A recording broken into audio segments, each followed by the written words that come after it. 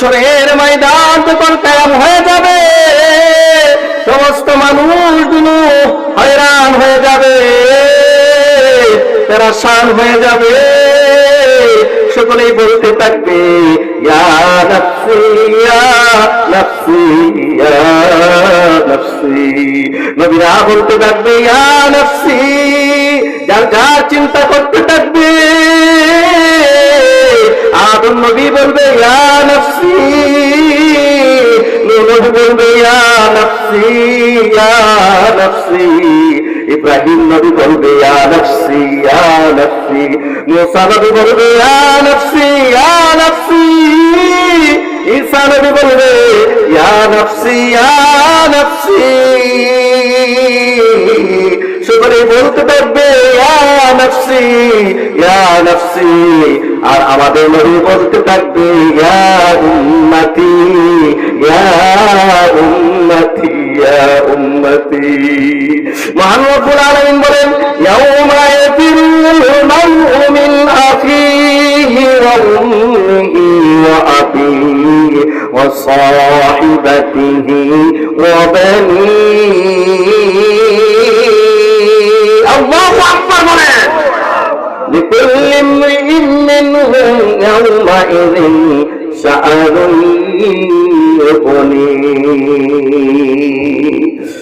সেই দিনকে স্মরণ করো যেদিন মানুষ তার বাল থেকে পলায়ন করবে, তার পিতামাতা থেকে পলায়ন করবে, তার স্ত্রী সন্তান থেকে পলায়ন করবে, এবং কি সে তার চিন্তায় ব্যস্ত থাকবে। সমস্ত মানুষগুলো উলঙ্গ অবস্থায় করবে, সমস্ত মানুষগুলো ল্যাংড়া অবস্থায় করবে। নবীজিকে জিজ্ঞাসা করা হয়েছিল আল্লাহর হাবিব আমাদের কি লজ্জা শরম করবে না?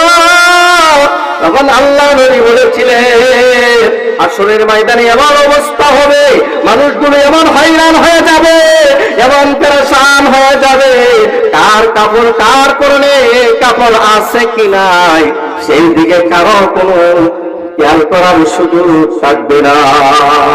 কেমন হবে হাসরের ময়দান? সমস্ত মানুষগুলো হয়রান হয়ে যাবে, পেরেশান হয়ে যাবে, বলতে থাকবে আজকে হাসরের ময়দানে সময় সংক্ষিপ্ত, সময় সংক্ষিপ্ত, সেই জন্য বিস্তারিত বলতে পারতেছি না। সমস্ত মানুষগুলো বলতে থাকবে আজকে হাসরের ময়দানে আমাদের জন্য আল্লাহর দরবারে সুপারিশ করা হতো, তাহলে আমাদের জন্য ফয়সালা হয়ে যেত। এইভাবে সমস্ত মানুষগুলো বলতে থাকবে ইয়া নাফসি, যার যার চিন্তা করতে থাকবে। এমন ভাবে বলতে বলতে সমস্ত হাসরবাসীরা দৌড়াইয়া দৌড়াইয়া আদম আলাইহিস সালাতু ওয়াস সালামের কাছে যাবে।